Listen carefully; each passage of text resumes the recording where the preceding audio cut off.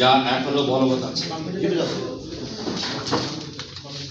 এই অবস্থায় বহিষ্কৃত সদস্যদের জনাব ফারুক হাসান 30শে ডিসেম্বর 2024 ইংরেজি তারিখে রাত 9টার দিকে নুরুল হক নূর নেতৃত্বাধীন গণ অধিকার পরিষদ জিওপি অংশের সাথে যোগ দেয়।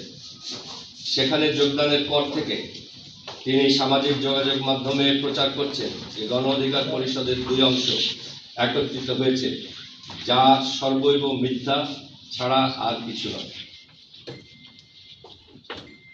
বস্তুত গণ অধিকার পরিষদের রেজা কিবরিয়া ও মিয়া মশিউজ্জামান নেতৃত্বাধীন অংশের একটি নিবন্ধন কেন্দ্রিক রিট নির্বাচন কমিশন বনাম ডক্টর রেজা কিবরিয়া হিসাবে আদালতে চলমান আছে। পাশাপাশি ইলেকশন কমিশনের আইনি মতামতে গণ অধিকার পরিষদের দুটো অংশকে আলাদা দল হিসাবে ব্যাখ্যা প্রদান করে নুরুল হক নূর নেতৃত্বাধীন অংশকে বর্ধিত নাম ব্র্যাকেটে জিওপি সহ অভিহিত করা হয়েছে। গত 31 ডিসেম্বর 2024 ইংরেজি তারিখে অ্যাডভোকেট শিরিন আক্তার শেলিকে, আমার পাশে বসা আছেন, ভারপ্রাপ্ত সদস্য সচিব হিসাবে দায়িত্ব প্রদান করা হয়েছে।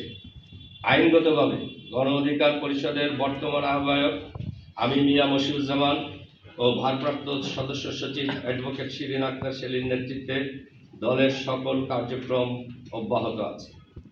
এই বক্তব্যের পরিপ্রেক্ষিতে গণ অধিকার পরিষদের দুই অংশ একত্রিত হয়েছে বলে প্রচারিত গুজবে কান না দেওয়ার ও আমাদের এই বক্তব্য গুরুত্বের সাথে প্রচার করার সবর্ণে অনুরোধ আপনাদের সকলকে করছি। ধন্যবাদ।